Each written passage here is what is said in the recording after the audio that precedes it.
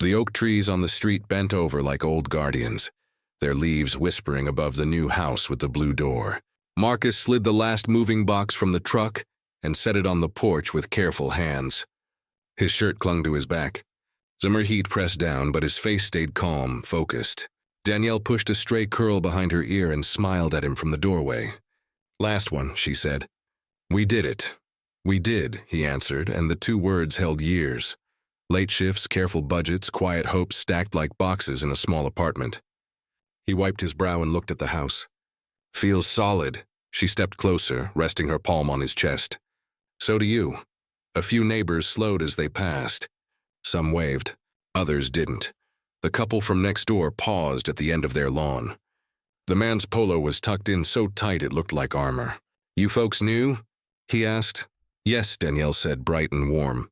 "I'm Danielle. This is my husband, Marcus." The man glanced at Marcus like he was reading a label. "Rick," he said. "This is my wife, Tanya." Tanya smiled without showing teeth. "Welcome," she said. "We like things quiet on this street." "Us too," Marcus said. "We're pretty boring." Rick's eyes flicked to the truck, then to Marcus's arms. "You lift?" he asked, like he was testing him. "I train veterans," Marcus said, "and work with a rehab center in town." Rick nodded slowly, the way people nod when they've run out of polite questions. "Well, good to have hard workers around." He tugged Tanya's elbow. "We'll let you settle." When they left, Danielle exhaled. "That felt chilly." "Polite chilly," Marcus said. "Could be worse." "Could be better," she replied, squeezing his hand. "But this is our home now." They spent the afternoon building a small life. Plates in cupboards, a plant on the windowsill, a photo of his mom beside her nursing school graduation picture. In the evening, Marcus wheeled the grill to the edge of the driveway and lit the coals. The smell of smoke and spice drifted down the block. Children coasted by on bikes, their laughter skipping like stones. An older woman from 2 doors down brought a pie and stayed long enough to hear Danielle's laugh and decide she liked it. A pair of teens asked if they could pet the neighbor's dog. Marcus made them smile with a silly whistle and a gentle joke. Then Rick walked over, hands in pockets, drawn by the smell. "Thought I'd see what you've got on there," Rick said, pretending at ease. "Chicken, corn, some veggie skewers," Marcus said. "You're welcome to a plate." Rick hesitated, then took one. "Thanks." He pointed with his chin. "You run? See you out early?" "Most mornings," Marcus said. "Good," Rick replied. "We've had a few break-ins. Gotta keep an eye on things." He said it like a warning wrapped in concern. Dunya stood a step behind him, eyes flicking over Danielle's braids, her smile, her hand on Marcus's arm. When they left, Tanya touched Rick's shoulder. They didn't look back. Night came soft. Boxes slumped open in corners. The house smelled like lemon cleaner and smoke and new paint. Marcus stretched out on the rug, hands behind his head. Danielle lay beside him, shoulder to shoulder, both of them listening to the old house settle. "Tell me what you're thinking," she said. He took a breath. "I'm thinking about the path we took to get here. How we learned to move quiet. How we learned to be seen without making a sound." "You're thinking like a soldier," she teased. "I'm thinking like a man who likes his peace," he said. He turned to her. "People like Rick don't bother me. The world taught me long ago when to stand down and when to stand up." She watched his face for a long moment. "Let's hope you never have to remind them which is which." He smiled, small and sure. "Let's hope." In the days that followed, life tried to take the shape they wanted. Danielle set up the guest room for her sister's visits, lining a shelf with paperbacks and a lavender candle. Marcus found the best route to the rehab center and learned which grocery store had fresh berries after 9. They took their coffee on the porch before sunrise, feet on the steps, the neighborhood quiet as a held breath. There were little snags, a delivery that never came, an HOA letter about their trash bin being visible from the street, a comment at the hardware store that didn't land right. "You folks moving in from the city? You'll find it calmer here if you keep to yourselves." Danielle brushed each thing off like a leaf that didn't belong on her shoulder. Marcus filed them away without comment.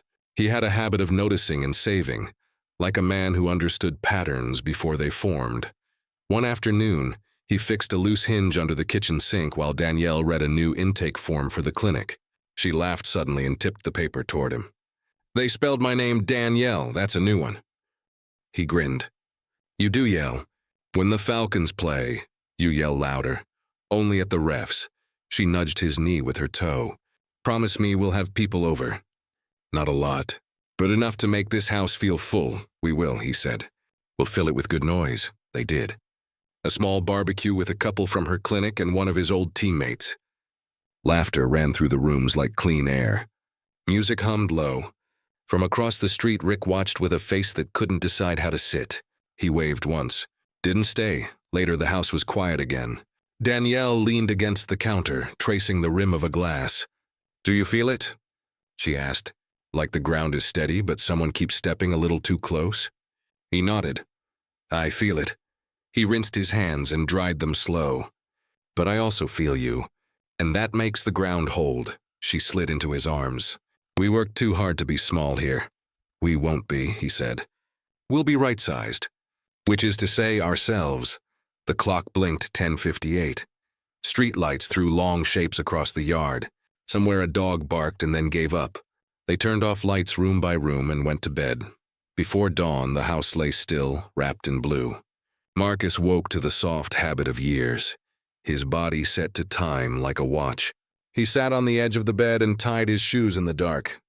Danielle's voice came sleep-warm. Be safe. Always, he whispered. He kissed her temple and stepped into the early morning air. The street smelled like wet grass. Crickets gave up their shift as birds cleared their throats. He stretched on the porch and started at an easy pace, breath steady, feet sure. He ran beneath the oaks, past mailboxes with peeled numbers, past a yard sign that said, Welcome in 3 languages, and another that said, Patriots live here. The town was just waking, the bakery light on, a truck starting somewhere far. He turned the corner onto the main road. Headlights winked in the distance, then grew. A patrol car rolled to a slow crawl beside him, engine whispering, window sliding down on a hot squeak. Marcus kept his pace for one more step, then slowed, then stopped. Hands open at his sides because some lessons never leave you. Morning, he said. Voice even. The officer looked him over, eyes cold and careful. You live around here. Marcus met his gaze without hardness. He thought of the house with the blue door. He thought of the woman sleeping in their bed, the boxes unpacked, the pie plate drying on the rack. He thought of the promise he'd made to himself when they turned that key for the first time. To guard their peace, not because he was afraid, but because it was theirs. I do, he said. I'm headed home now. The engine idled like a held breath. The window clicked a little higher. The radio crackled with someone else's voice. And on that quiet street, as dawn opened its hand, Marcus felt the air shift from soft to sharp, from welcome to warning, like a line being drawn he had not chosen. He stood still, calm and deliberate, the way you do when the next part of the story has already started to write itself.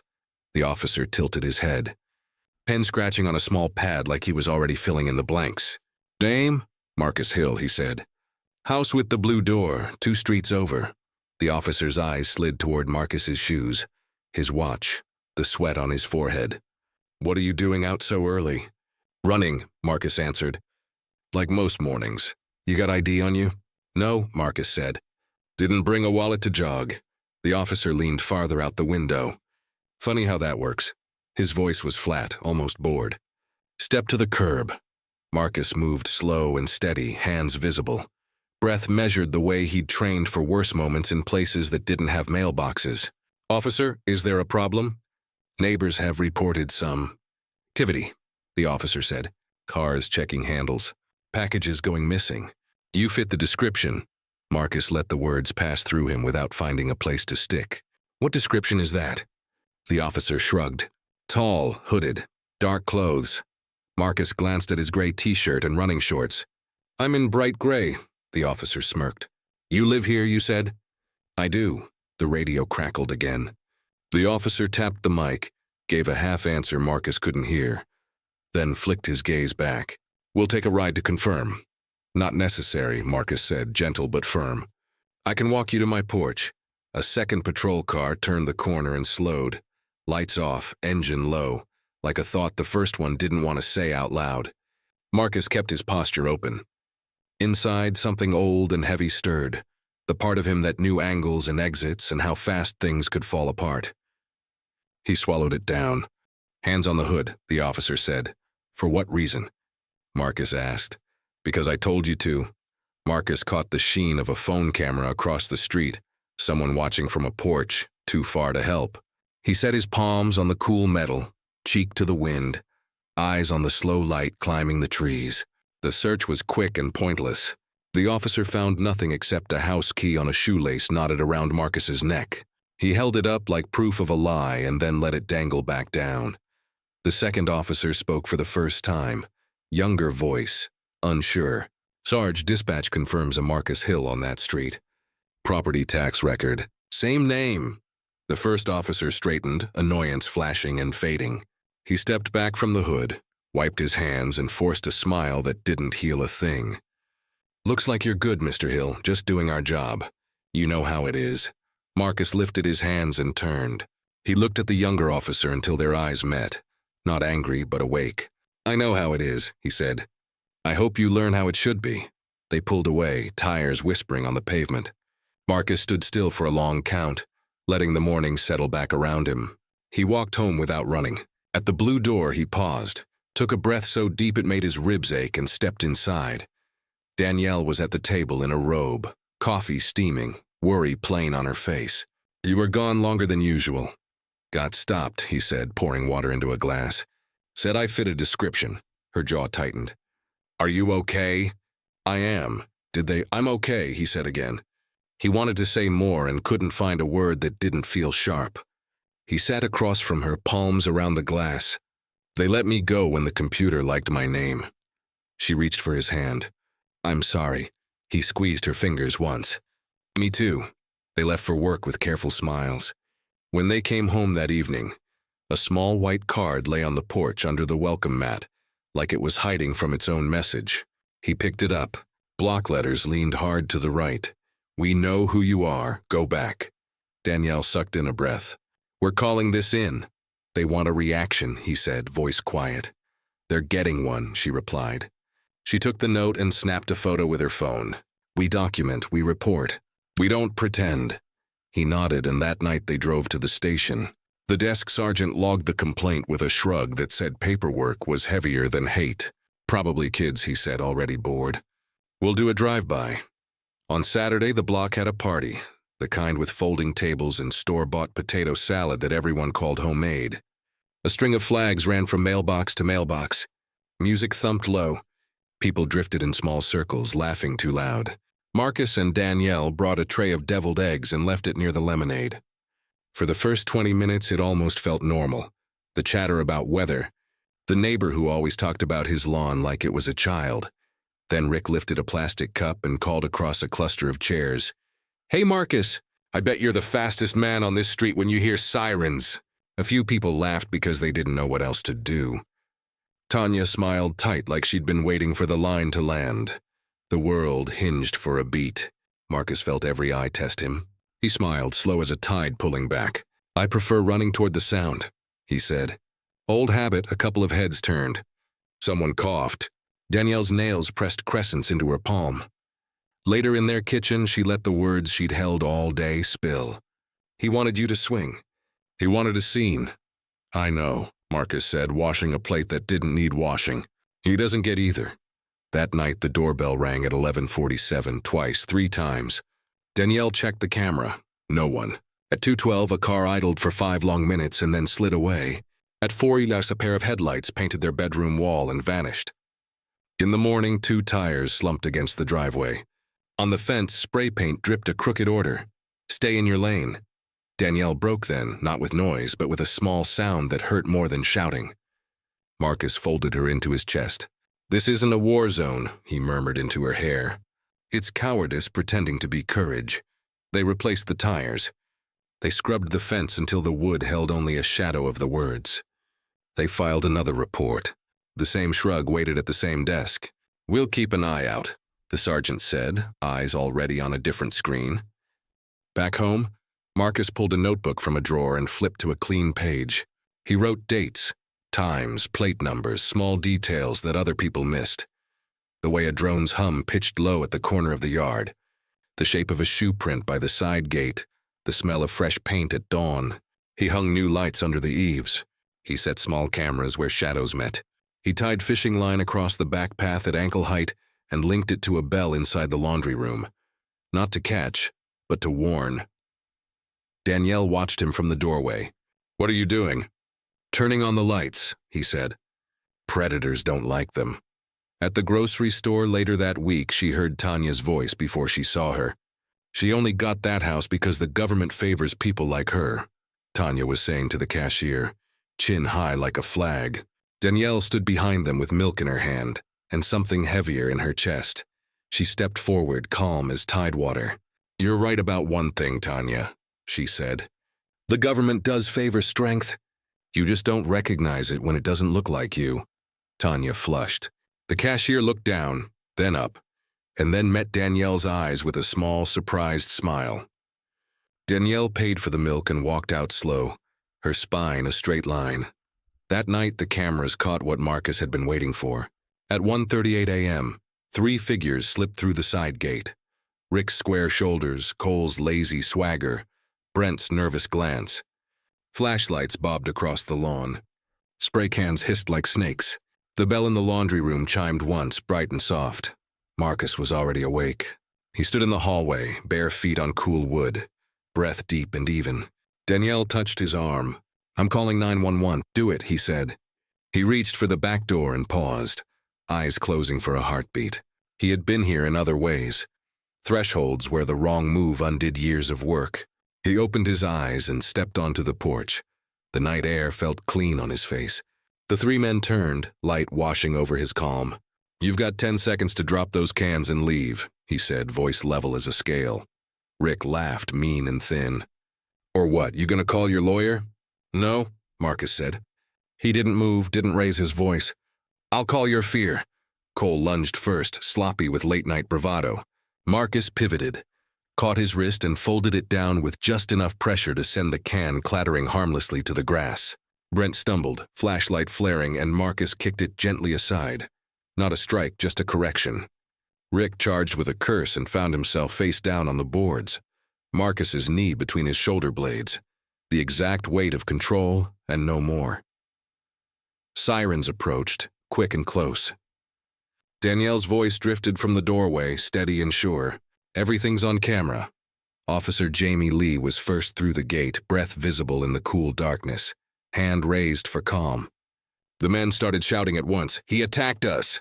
"We were just—" Jamie held up a palm, eyes already on the small red light above the porch. "No," she said, voice firm.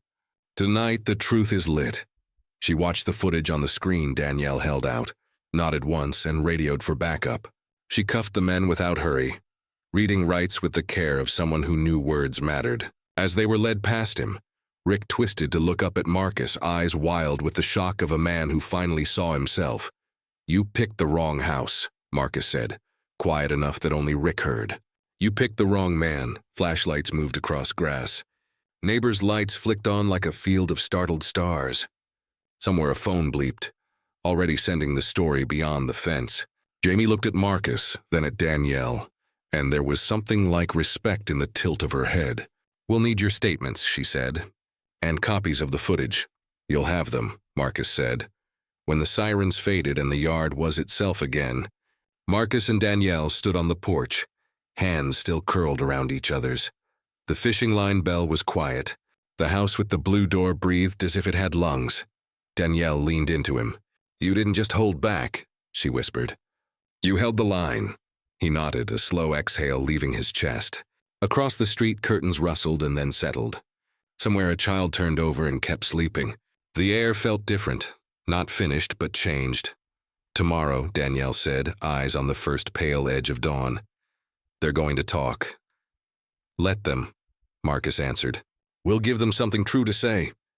By sunrise, the whole neighborhood knew. The story spread faster than fire on dry grass. First whispers at doorsteps, then posts online, then headlines that turned Marcus and Danielle's quiet life into a mirror held up to an entire town. The footage from the security cameras had gone viral overnight. 3 men, all white, all claiming to be protecting their community, were seen sneaking into a black couple's backyard in the dead of night, caught red-handed. The clip showed everything: the spray cans, the smirks, the confrontation, the precision with which Marcus restrained them without harm. But what captivated everyone wasn't the fight. It was the control, the stillness in his eyes, the calm power of a man who refused to let rage define him. By morning, journalists parked on the street. Satellite trucks hummed under the oak trees. Neighbors who'd once pretended not to see the hills now smiled too wide, offering excuses wrapped in concern.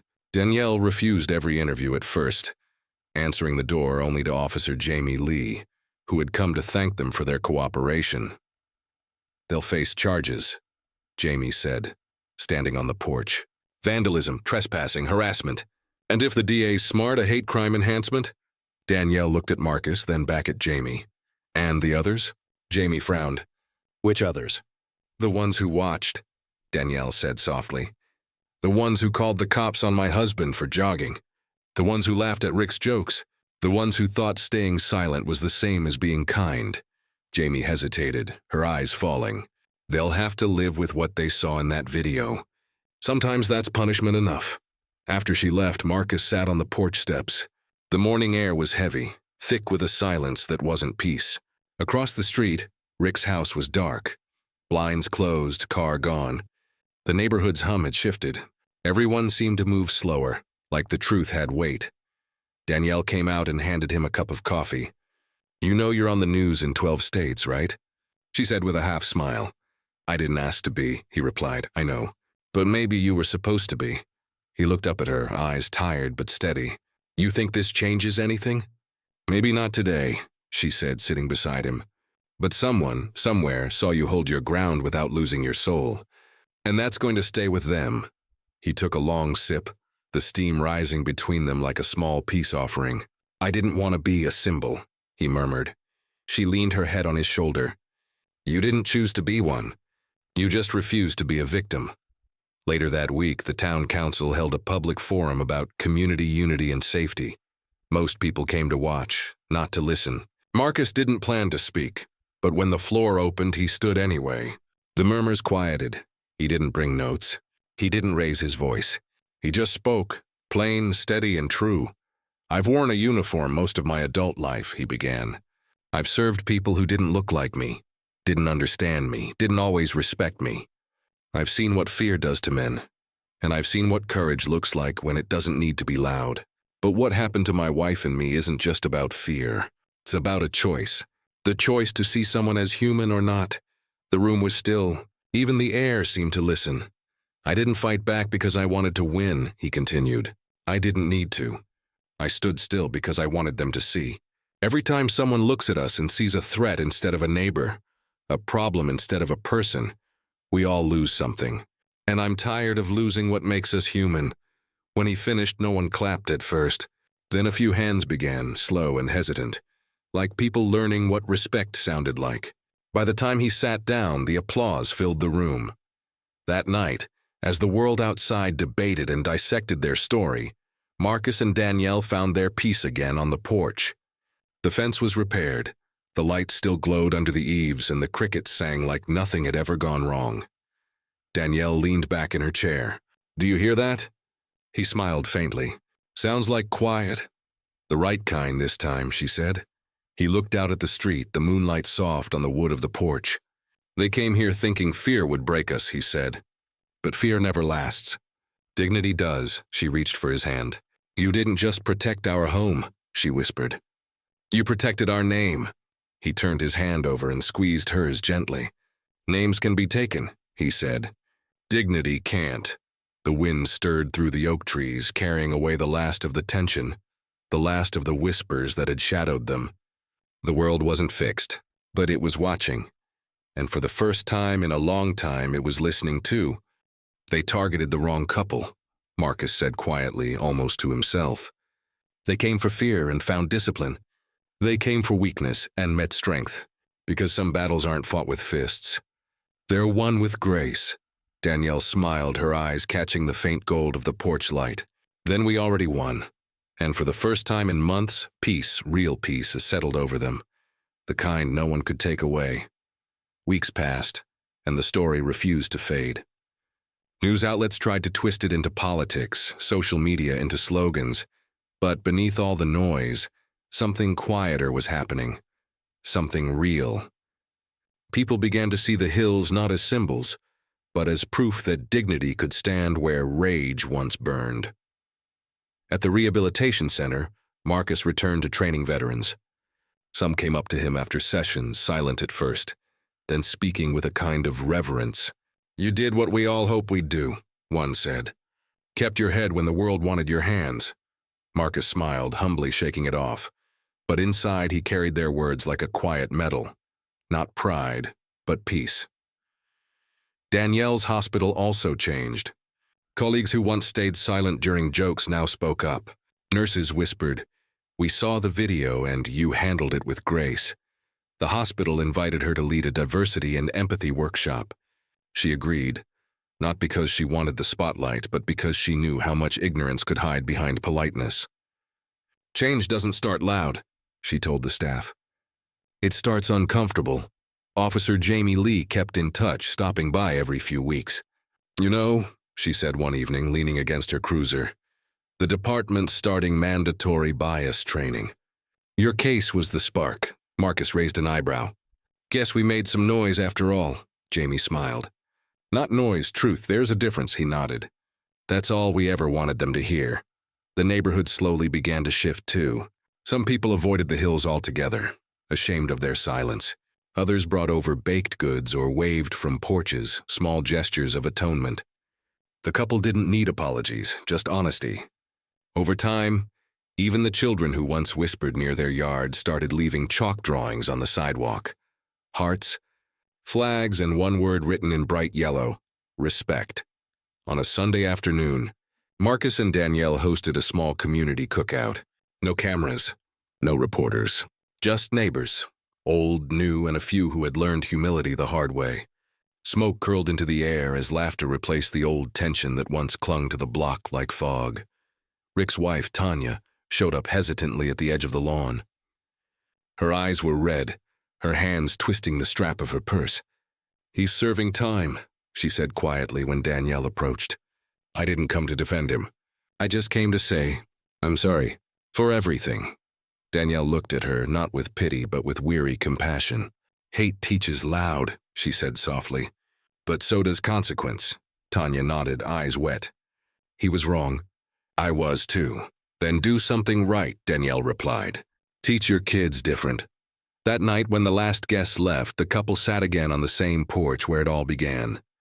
The cicadas hummed like a prayer under the stars. Marcus leaned back, arms behind his head, and exhaled. "Feels different now," Danielle said. "It does," he replied.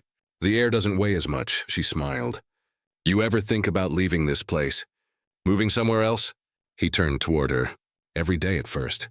But now, he looked at the yard, the lights, the fence they'd rebuilt together. "Now this house isn't just ours. It's a statement," she nodded. "A promise too." He glanced at her hand in his.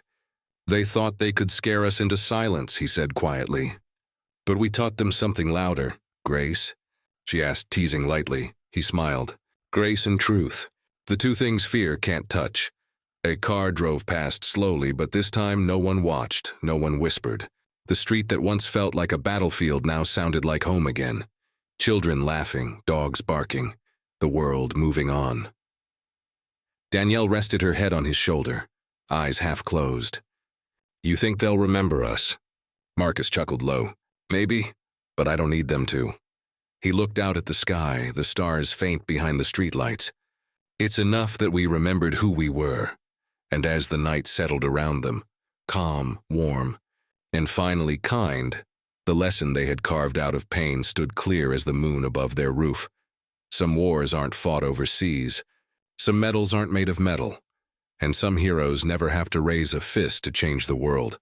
Because when dignity stands its ground, the world has no choice but to stand still and listen. Months rolled into a year, and what began as a terrifying confrontation had become a story retold across classrooms, boardrooms, and dinner tables, not as a tale of conflict, but of quiet power. Marcus and Danielle Hill, once just a couple trying to live in peace, had become a reminder that grace could be stronger than violence, and restraint could roar louder than hate. Life had slowly returned to rhythm. The news cameras moved on, but the impact lingered.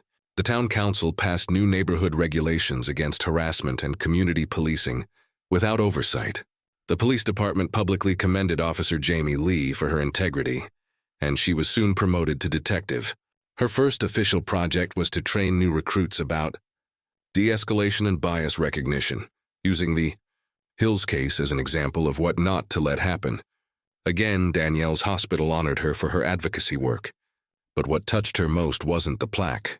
It was the way younger nurses, especially women of color, began walking taller. They spoke up in meetings, corrected mispronunciations of their names, and refused to shrink in silence. "Your story gave me permission," one told her quietly. Danielle smiled, knowing that kind of courage was contagious. Marcus went back to his work at the Veteran Rehabilitation Center, his days filled with training, mentorship, and moments of reflection. Men who had once been broken by war now looked at him differently, not just as a soldier, but as proof that real strength had nothing to do with fists or fury. One afternoon, a young veteran said, "You didn't fight back to win. You fought back to teach." Marcus only nodded. Teaching was the win. The neighborhood itself changed, too.